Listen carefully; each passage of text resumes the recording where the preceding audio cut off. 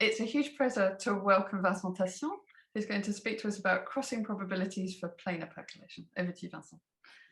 Yeah, thanks a lot. So yeah, it's also a great pleasure for me. Especially I saw people coming in the audience who inspired me a lot, work in percolation and were among my very first readings.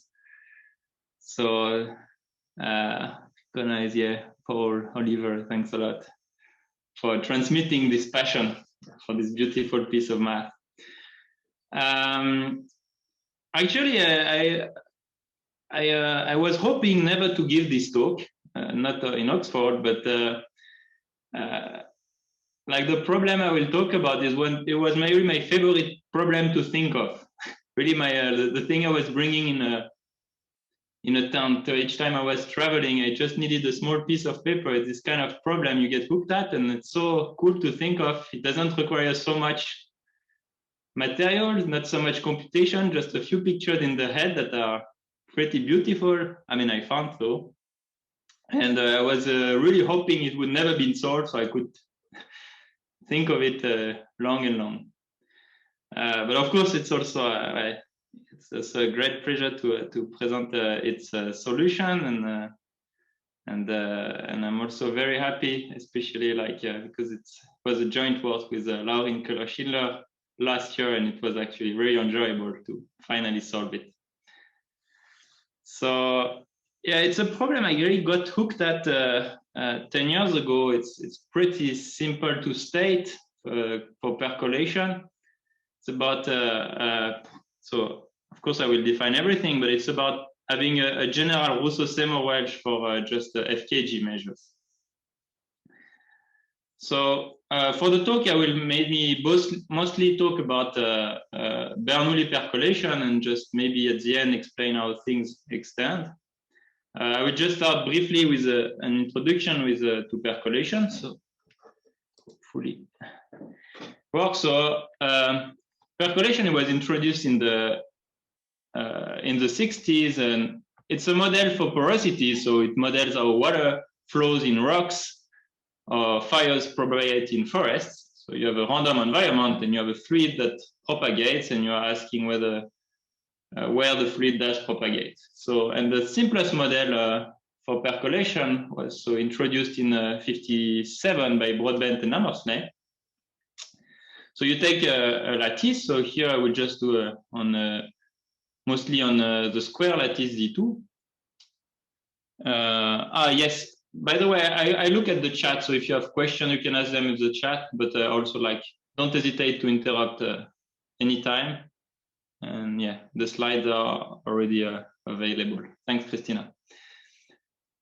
And so you take your favorite lattice, and then you fix a parameter P between 0 and 1, and then you will just declare an edge to be open with probability P and close with probability 1 minus P, and we do this independently for all the edges.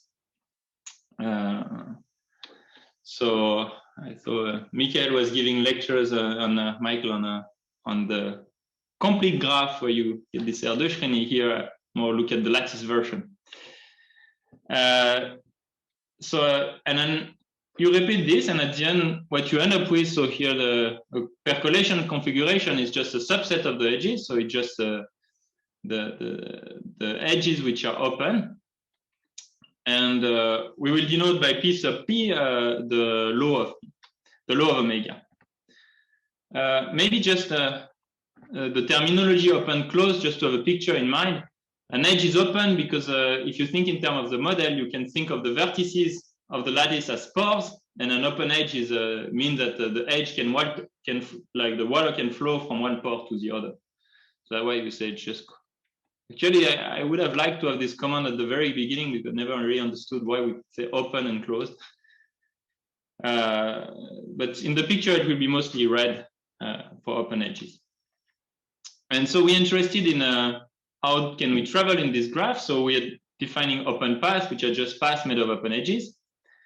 And more importantly, the notion of cluster, which are just the connected component of the graph. So here on the picture, you have a connected component. And a natural question that is appearing, especially so if you think of the model, is when whether macroscopic structures occur, and in particular, is there on this lattice, on this random graph, an infinite cluster? So of course, the answer depends on the underlying parameter p.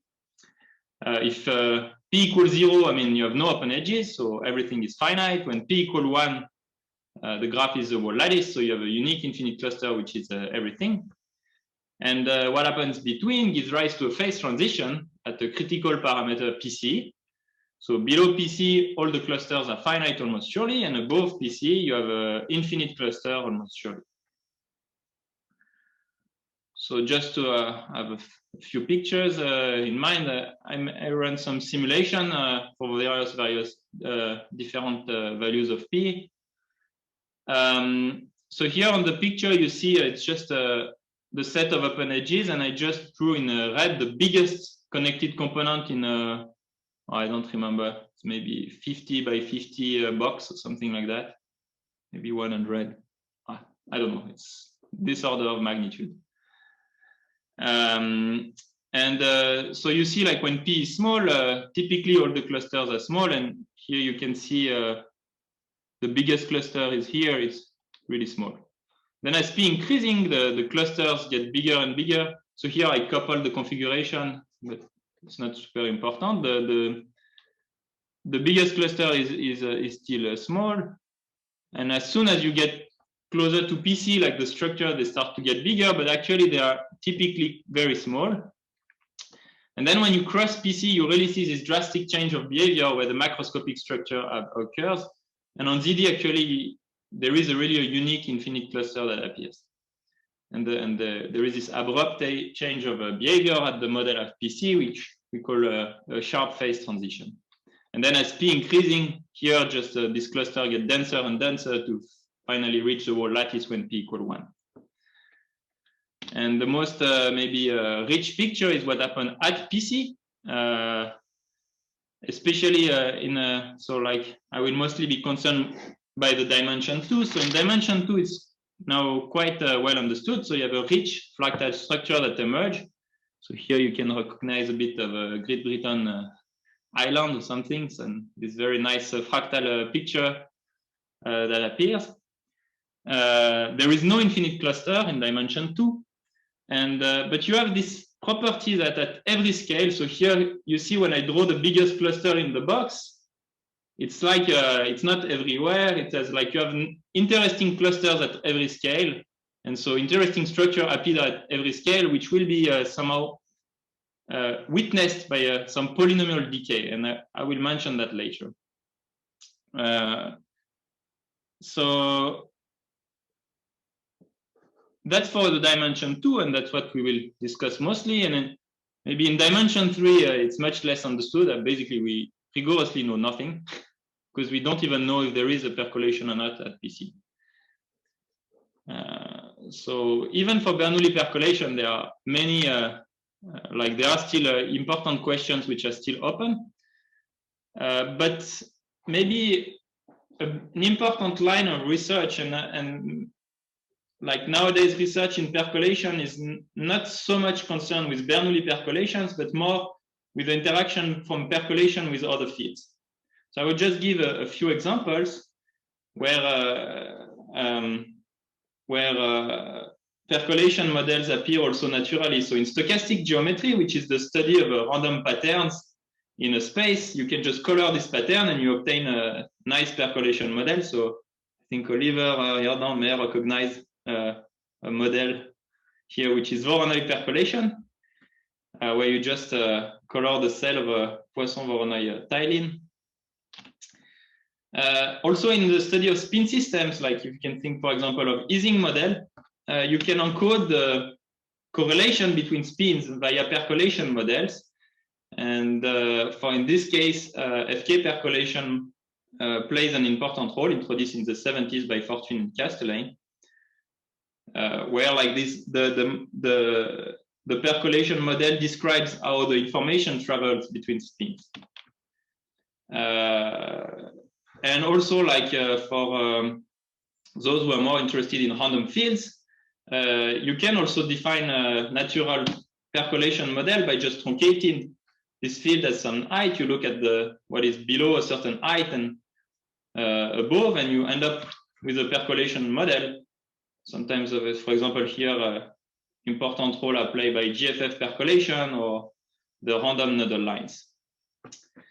And this, all these models, they have similar features, but due to the definition and so on, they have also differences with Bernoulli percolation. Mostly some correlations appear. The model are no longer independent, and many of the results which were developed for Bernoulli percolation do not adapt in this field. So there is quite a nice line of research which is to try to develop robust theory. Of course, it's interesting from a theoretical point of view, but also like once you obtain a robust result, you may also get new results in the field thanks to these many connections with other fields. In particular, for the study of random fields or spin systems, like it has been really a line of activities nowadays. So today, the result I want to discuss is a well-known result for Bernoulli percolation and its generalization to make a robust result, and it's the study of crossing probabilities in dimension 2. In particular, what is called the Russo-Semmelweis theory. So it's a well-known theory which was developed in 1978 in two independent work, Russo, Seymour, and Welch, and I will mention some recent progress. In particular, result we obtained last year with Laurin Keller-Schindler. Okay, don't hesitate. I mean, if they have questions during the break when I drink water. Okay. So I will start with just what is Russo-Semmelweis theory for Bernoulli percolation on the square lattice, since it's what I define. So you can, for the whole talk for the moment, you can just think of this model I define. You have a parameter P, you open edges with probability P, they are closed with probability 1 minus P. You don't need to worry about anything else to just understand what it is.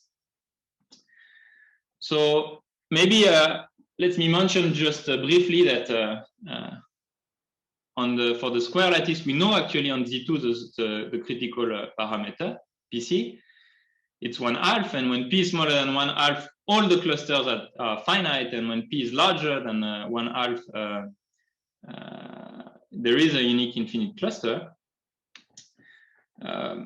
Since also I think it's a joint probability and combinatorics seminar. I mean, the argument is has a lot to do with combinatorics. A very beautiful argument, which has to do with planar duality. So I will just give it briefly. What is so special about 1/2 is that the model is here self-dual.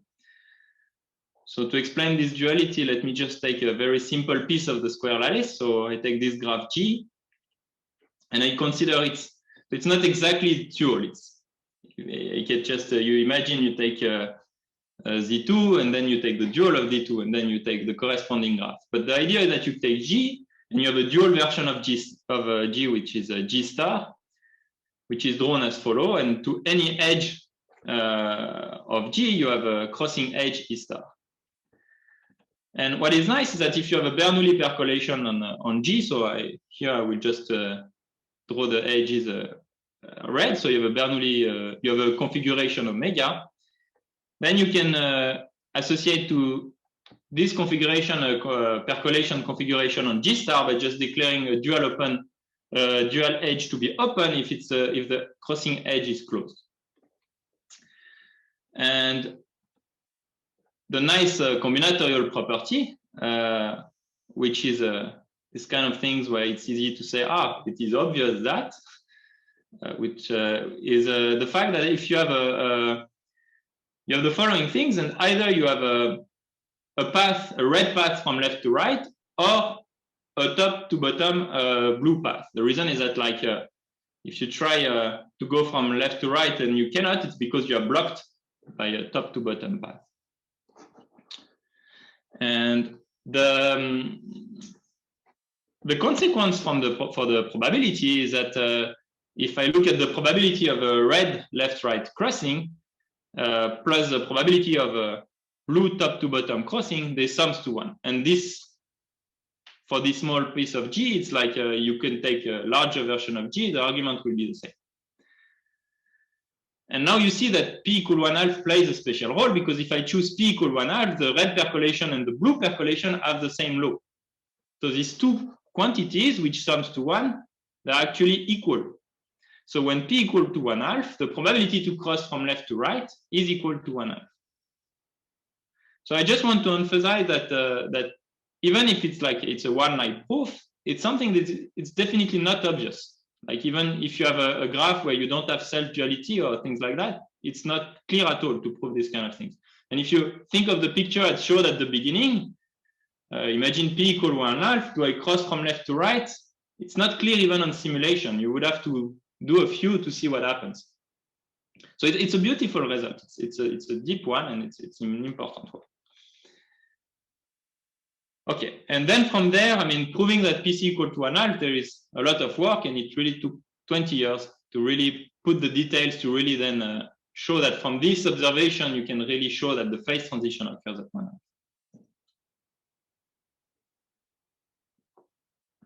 And now, I don't know.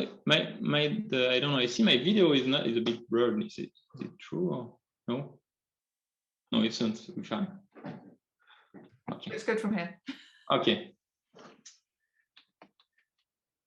Not that I want to have a very neat video, but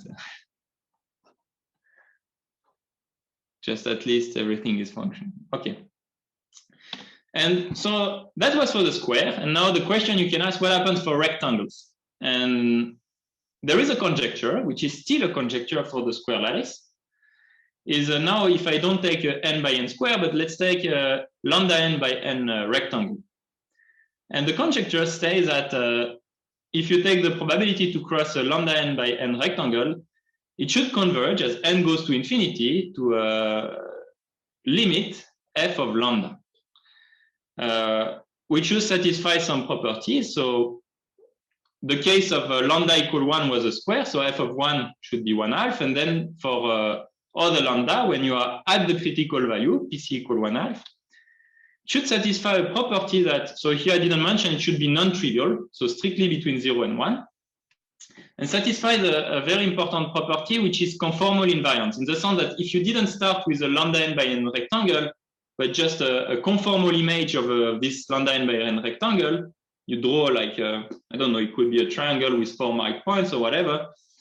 And then you take your lattice and you take the lattice, the mesh size going to 0, or you take maybe blown up of your rectangle, you should have the same limit. So it's a very strong symmetry of the critical model that is conjecture. It should also be universal, and that's a very nice property, that if you don't do percolation, let's say on the square lattice, but you start with a triangular lattice or the hexagonal lattice, and you are at criticality, this crossing probability, if the graph is suitably embedded, this crossing probability, they should be the same. Like exactly like the Brownian motion is the limit of random walk on any graphs.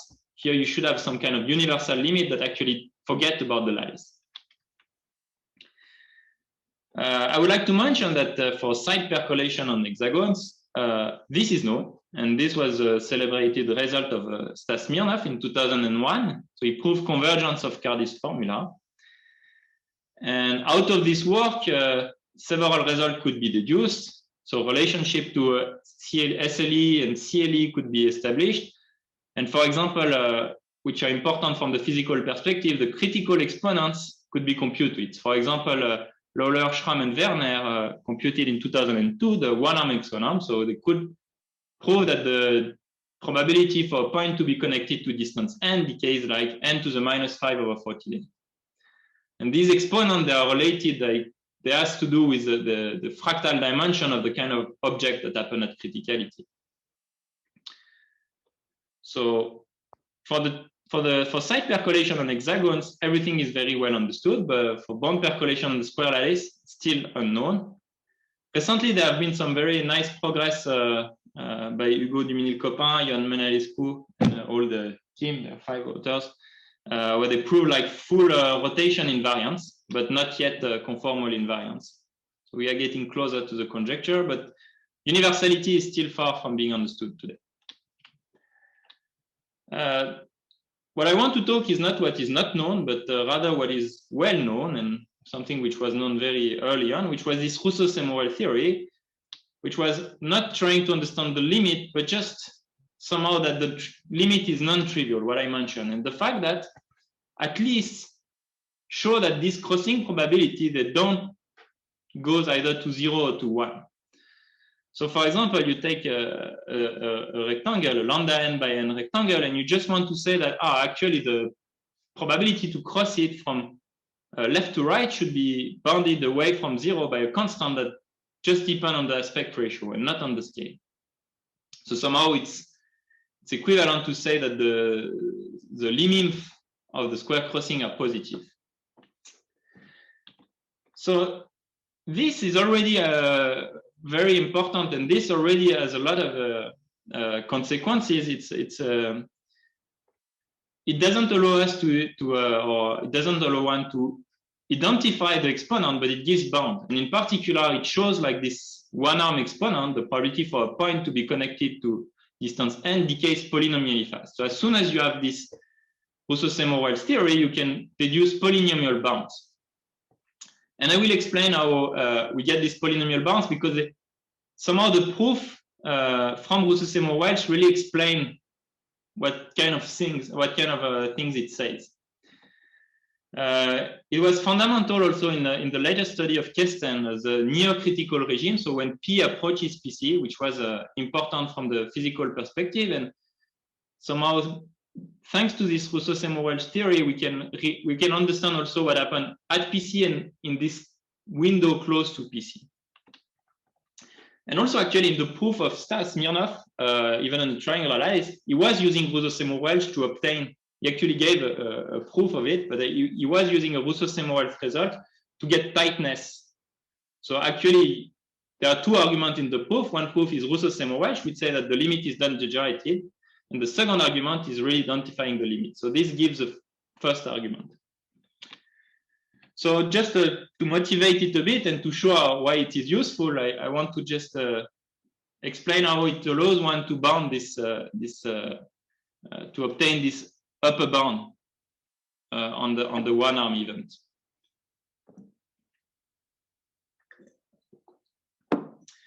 So from Rousseau-Semorel's result, it's actually easy to, for example, by just combining 4n by n rectangle, to obtain the following result is that if you take an annulus from between n and 2n, and you look at the probability of a circuit that that lives in this annulus, you can show by just combining like 4n by 4n crossings, you can show that you can have a circuit in this annulus with constant probability independent of n.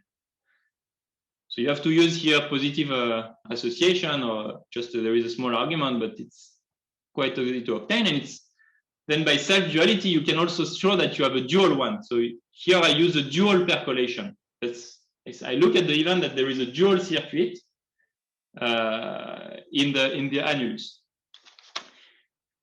It's actually funny to look at the constant we get. Like if you look at the proof, I didn't really optimize, but people who are used to this kind of Rousseau-Semorel arguments, since each time we multiply things or we raise to some power, the constant we get are not super interesting from a physical point of view. I think a physicist would be more happy with 100 of a log n rather than the constant we get. But we are mathematicians and we are very happy with this positive constant.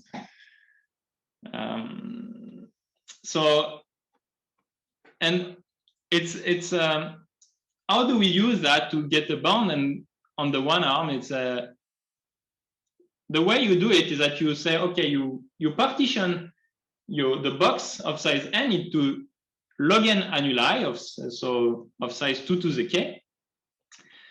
And the thing is that you will say, there is a path, an open path so a red path from 0 to n by just the same duality argument if there is no blocking circuit. And then you have a chance in each of these annuli, they are independent, I have a positive chance to be blocked. So the probability to see no circuit in the first one or in the second one is 1 minus c to the number of annuli, which is 1 minus c to the log n, which gives rise to this polynomial decay. And what you see here, it really gives sense to what I said before, that somehow something happens at every scale. And the way you should understand this polynomial decay is that at each time I cross a scale, I have a positive probability to die. And so to go to distance n, I cross n log n scales. So the probability to die from going to 0 to distance n decays polynomially.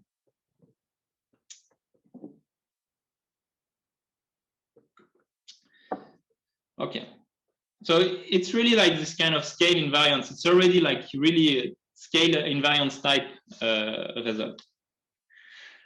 Okay, one of the main arguments in the proof of Rousseau-Seymour-Welch, it's a really beautiful proof which uses a lowest pass argument, a nice exploration.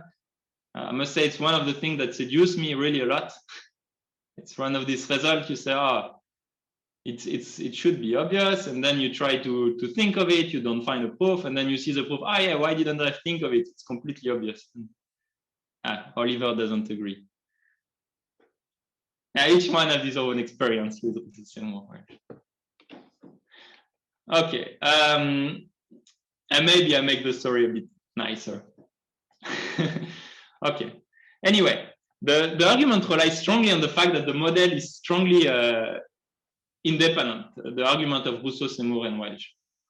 And in particular, what I mean by that is that if you take two edges, the probability that they are both open is equal to p squared, and it's the product of these two probabilities. And if you think of the model, the one I described, which comes from application, they don't have this property. So you would like some kind of a theory which would say, yeah, I would like a Rousseau-Seymour theory because I can do a lot with it, but for other models which maybe do not satisfy only this result, this property. So that's the second part of my talk. So maybe for this second part, I would like just to discuss two important properties of this of the measure P sub P. The first one is so I will, for the simplicity, I will always work on the square lattice. First, it's invariant under the symmetries of the lattice. So if you rotate the configuration, you get something that has the same law. If you take a reflection, you get something that has the same law. If you translate, and so on. So this, I will just refer to this as a symmetry property. And another important property is the fact that crossing events, so this kind of a rectangle crossing event, they are positively correlated under this measure. What I mean by that, I will not give the exact statement, but just I will illustrate on a typical example how we use it. We can use these crossing positive correlation to play some kind of Lego game. Somehow you can construct 3n by n crossing using 2n by n crossing, using this positive correlation. So let's consider this. So I have a 3n by n rectangle, and I consider this first like 2n by n rectangle here. And I will ask that it's crossed from left to right. Then I consider this 2n by n, which is put vertically. I ask that it's crossed from top to bottom. And finally, I ask this third Lego to be crossed from left to right. And you see that if I combine three crossings like that, I get a final crossing of the 3n by n rectangle.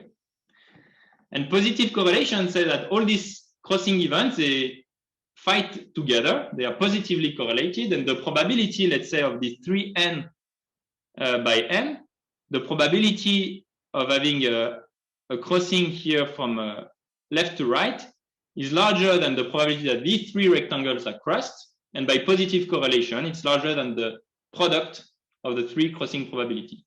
So they're not independent because there are some parts which are depending, but at least you are positively correlated. Okay. Now, to really understand let's try to say we want to have a robust proof. So let's just discuss a little bit the proof itself of the Russo-Seymour-Welch result. So our goal is to prove for any aspect ratio, lambda, I have a uniform bound on the probability to cross from lambda, the rectangle, lambda n by n rectangle.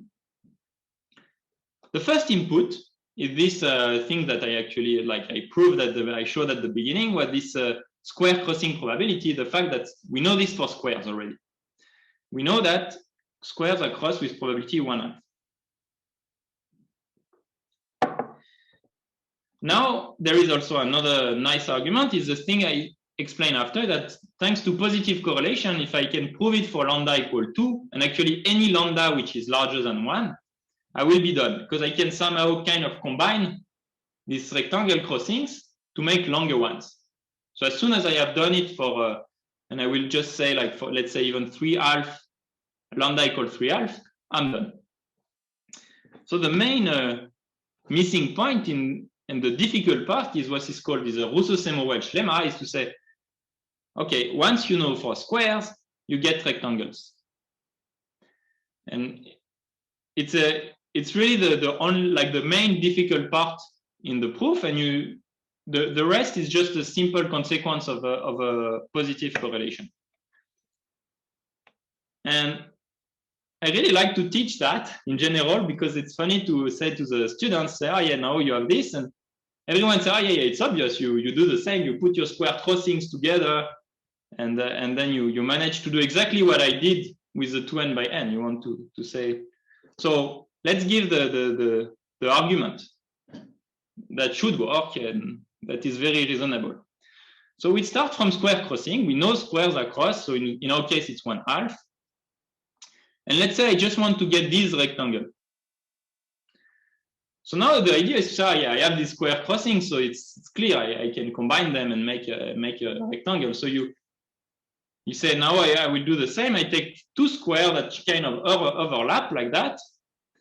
So that's why I have this 3/2. So I asked, okay, the first one is crossed and the second one is crossed. So there are some students who are already convinced here. Oh yeah, now it's clear. This path, they should touch each other, and then it's nothing to do. There are some who are like, well, but maybe they avoid each other, like on the picture. And then it's easy to convince them, but then you put another square like that, and now you say, this one is crossed from top to bottom, and now you glue them. And now it's okay, I can move to the next things. My students are convinced. And actually, it's very reasonable. It's what should happen. Now you just use a positive correlation, and what we use, just by positive correlation and symmetries, you get your result. So you get that this rectangle, you get it with a C prime, which is C cubed. And of course, okay, there are also students maybe sometimes who are also not convinced, and they're right, because somehow you may have also this person, even if they are positively correlated, they may fight together.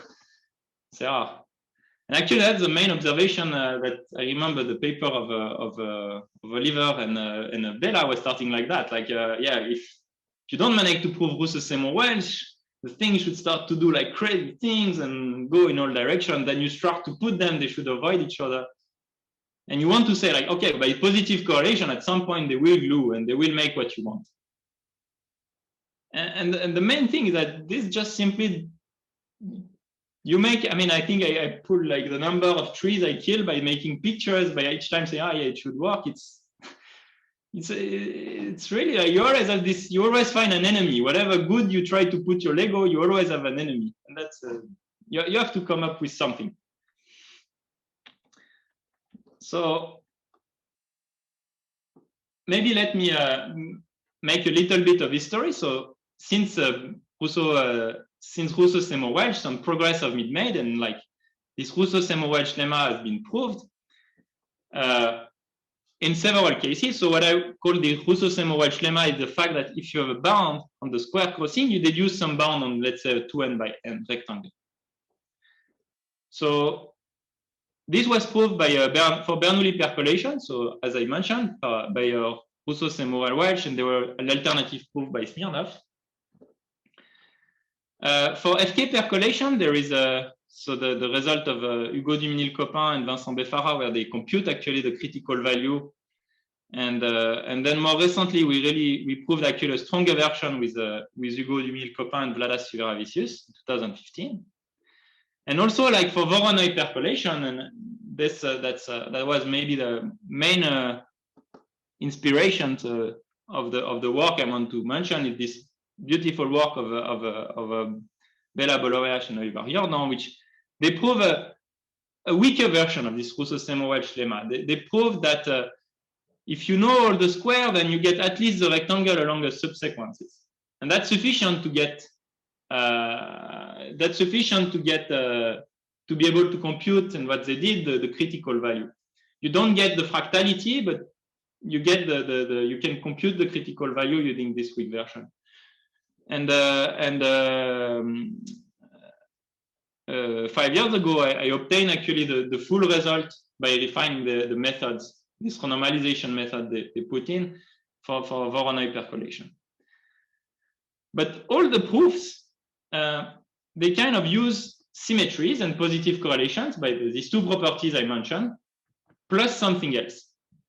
So in the case of FK percolation, it's the Markov property, the fact that you can explore and do some lowest pass argument, and then you have some nice Markov property.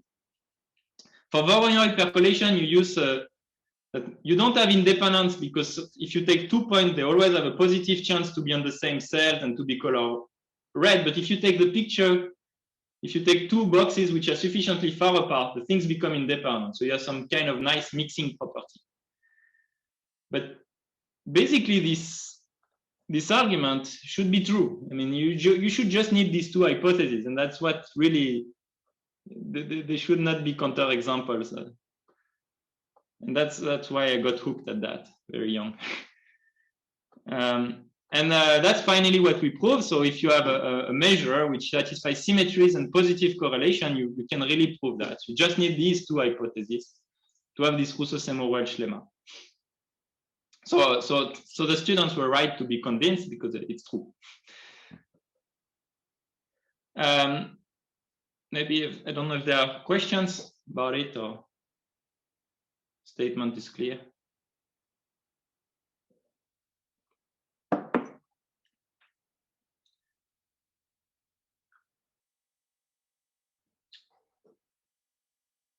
So maybe before I 15 minutes, yeah, move way faster than I thought. Before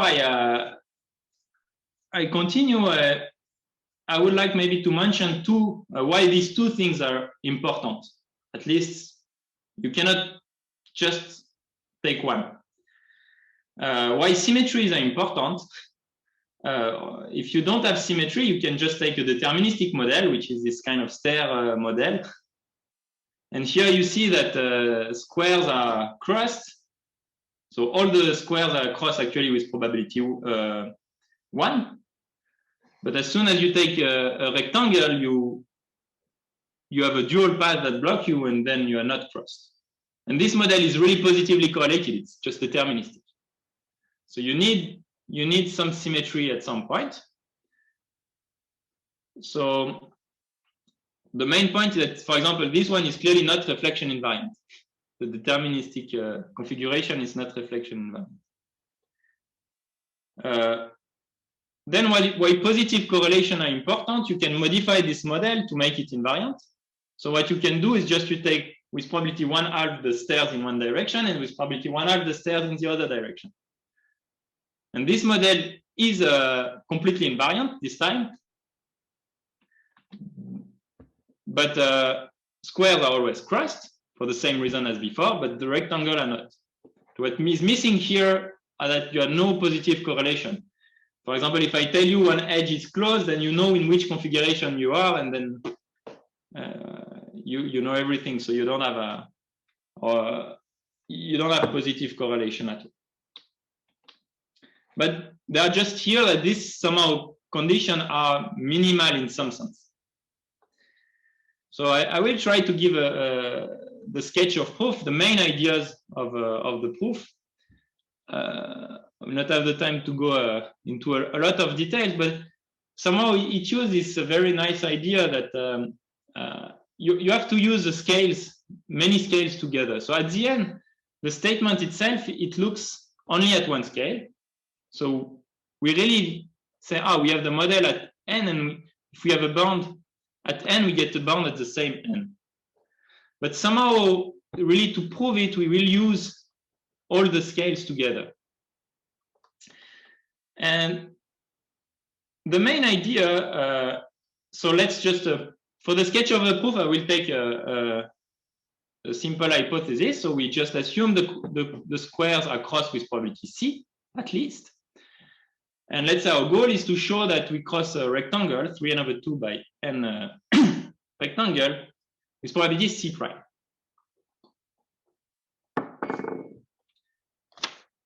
So without Laplace generality, I can fix some epsilon. So let's take some epsilon very small. And I assume that, okay, I don't manage to cross at scale n. So I add some information, some negative things. And most of the argument, somehow, they were working in general by contradiction. They were saying, let's assume by contradiction that I cannot, and then I get a contradiction at the end. The idea is to say here, no, we will not work with contradiction. We will say, let's make this assumption, and somehow if we don't have Rousseau-Seymour-Welch, we will use it in our favor. We will say, if I don't have Rousseau-Seymour-Welch, it's actually also good for me. And you will see what I mean by that. So the idea is to say, okay, so we make this assumption, and let's say now we will define k. So we don't have Rousseau-Seymour-Welch at scale n, and we will go to the lower scales where we are still smaller than this scale that when we still don't have Rousseau-Seymour-Welch. So you define this scale k here, which is the first scale when you go down, where you start to get again below epsilon.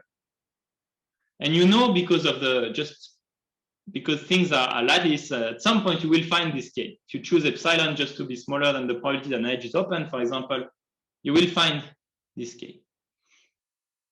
So now you have a setup which is the following. You know you cross squares at scale n, and I only know this at scale n. And you also know that in all these scales, you don't cross rectangles. Okay.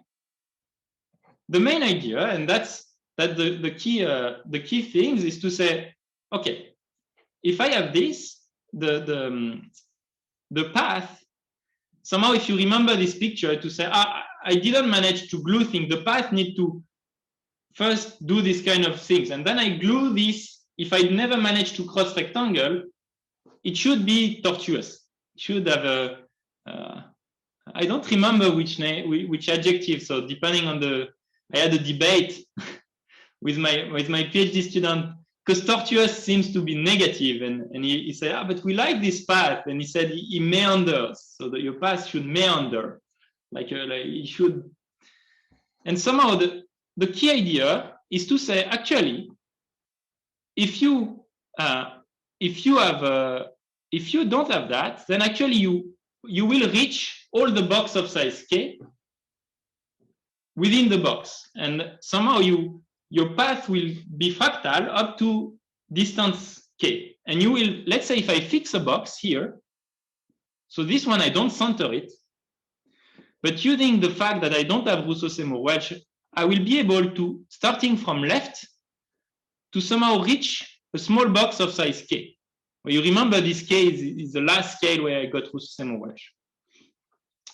So this part is the main lemma, is the key lemma. And what is important here is that the constant c, when I dig, does not degenerate. So the idea is to say, you will always say, oh, either I get Rousseau-Seymour-Welch at the scale where I am, or I can keep going. And you just have to be a bit careful on the way you do keep going. You somehow, you will say, oh, okay, if I don't manage to prove Rousseau-Seymour-Welch at this scale, then actually I must keep going. And this constant, when you do this procedure, does not degenerate. So that's all the proof is really to prove that.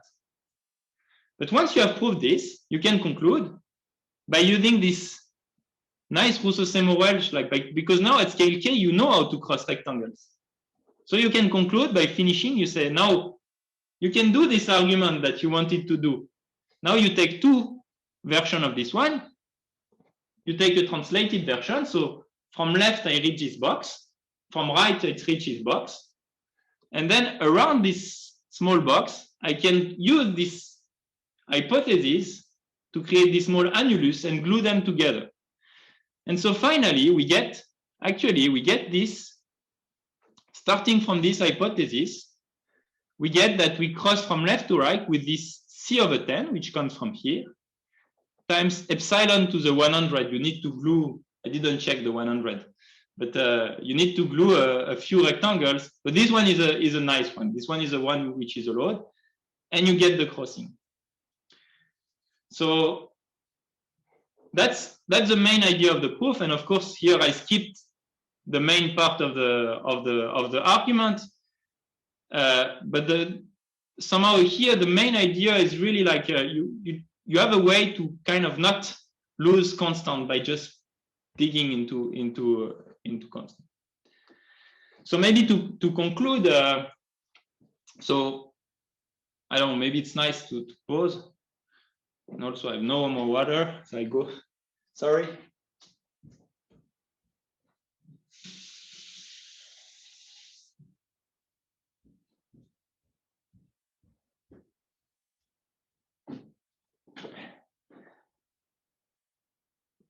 So I don't hesitate if you have questions at this point.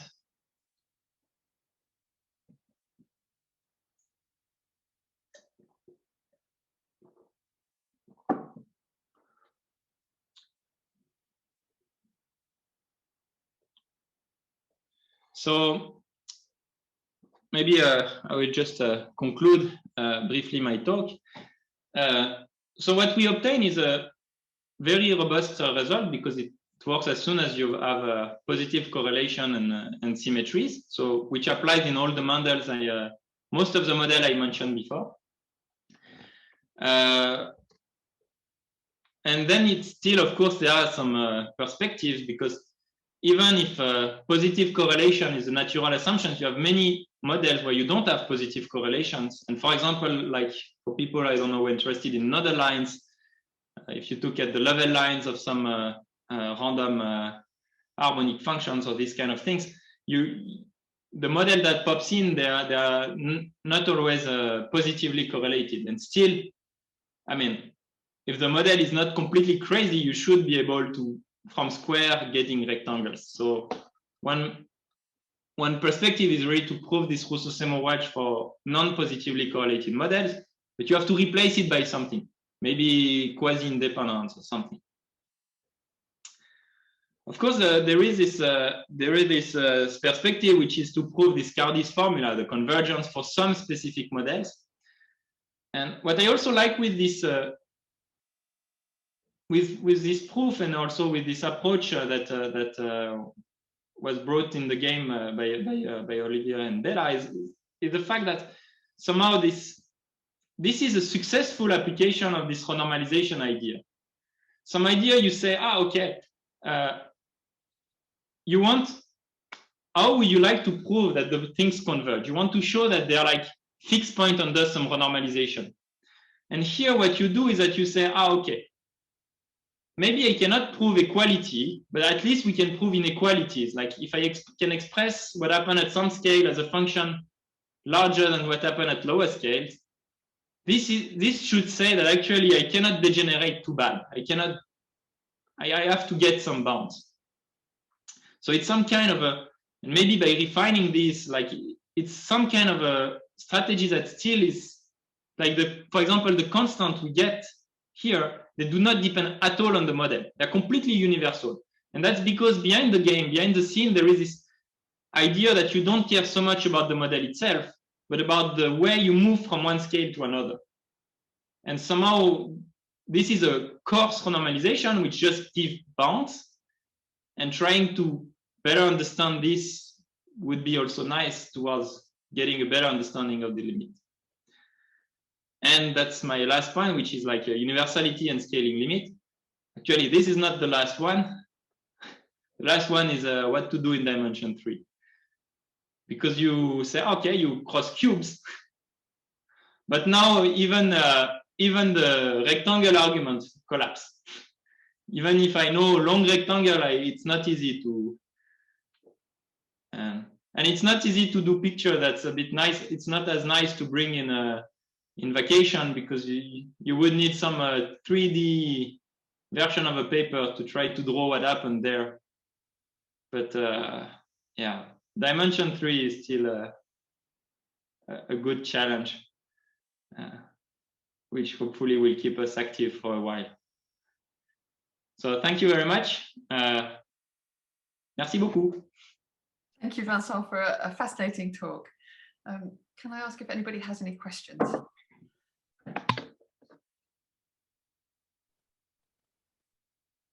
Feel free to unmute yourselves if you would like to. Oliver looks like he maybe has. I guess I want that's very, very nice. Not that I understand the details of the tricky bit, but is it a very long argument or not so long? No, it's quite short. Mm-hmm. The main, I mean, maybe I can tell you a bit what happens here. The main kind of trick compared to what you maybe use, the main trick is, in general, when you want to, the main trick to keep this constant, so is to say, normally you say, for example, I don't know. Maybe I can try to go to here. Somehow, here in general, what you say is that you say, okay, I combine these 3 paths, and then you say either I have what I want, which means I have a crossing, or I have this tortuous one. And then what you get is that this tortuous one, you get that it's larger than C cubed. So you have to pay the 3 ones to get this tortuous one. And the idea, the main trick to keep the constant is not to put the 3 paths together. To say, okay, I just put the 2 red one, and I don't put the last one. I just say, oh, either this red one, they do something that I want,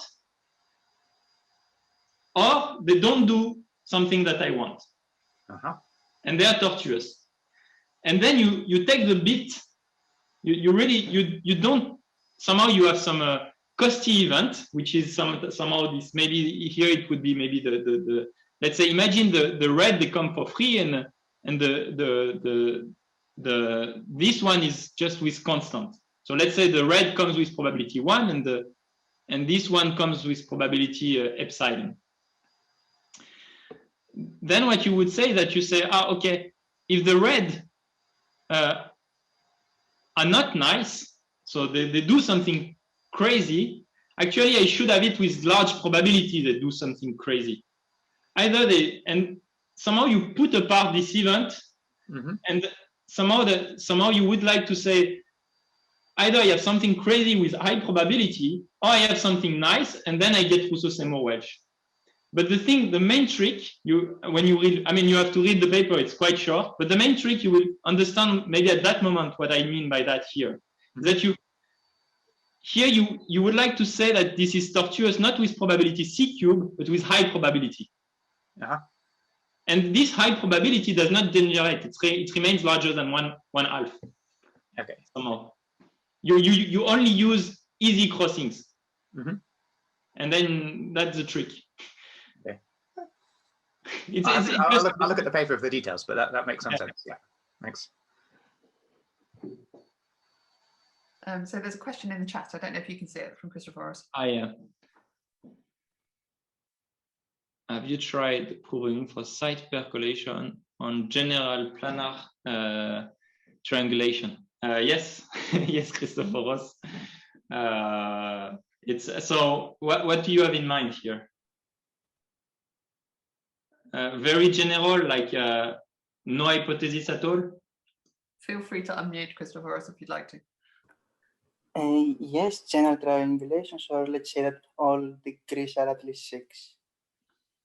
Yes, so I think that there are things which are really tough to understand if you remove completely symmetry. For example, even if you take something which has no symmetry, you just assume translation invariance, even show that the square does not degenerate, even the building block. So of course, once you know some rectangles, you can deduce some other rectangles. There are some ways. So if you have just translation invariance, but there is a challenge here is really to understand how the microscopic, the fact that you are not degenerated somehow. What is difficult if you really have no symmetry at all is something which comes from, take something which is not site percolation or general triangulation, but take oriented percolation, where actually at criticality, the critical cluster, they have a polynomial, they really degenerate polynomially. And this model, they have all the kind of hypotheses you would like to say about percolation. And in this one, the squares are crossed with probability close to 1. And somehow you have to understand why a general model site percolation is not an oriented model. And at that point, it's very, I don't know any kind of argument that would say that. There is a very nice argument though for, and actually it's also a one which is due to, I think it's with Bella also as well, like you take general triangulation, which are invariant, where you can prove some Rousseau-Semur wedge, where you can somehow relate rectangle with different aspect ratio. So proving Rousseau-Semur wedge when you have translation invariant, this is somehow known in the sense that you can relate different aspect ratio. What is not known is that the square do not degenerate. And if you don't have translation invariance, then I think you really have to understand something different. There have been some progress by Ron Peled recently where it could prove that at least a way of there is a non-trivial region, but yeah, it's still very interesting to know what happened when you really generalize at this level. I'm sorry, I have many pictures that come in my mind and I don't manage to pick one which is maybe relevant. So. Thanks. And there's another question in the chat from Yogesh. Okay. Non-Poisson point process. So if you are positively associated, yes. If your model will be at the end positively associated. If not, no, you have to somehow the framework is really, the coloring is positively associated. The one you mentioned, there have been some work, and I think Laurin is working on that. Actually, Laurin Köhler-Schindler, who was my co-author on that. And when you have a random graph, and then you do percolation, and when you have some symmetry of the random graph, you should be able to use some kind of relate the quench to annealed and so on. But it's not this method. This method is really like, or not directly. Okay. I can't see any other questions. So what I'm going to do is I'm going to pause the recording and then I'm going to propose that we give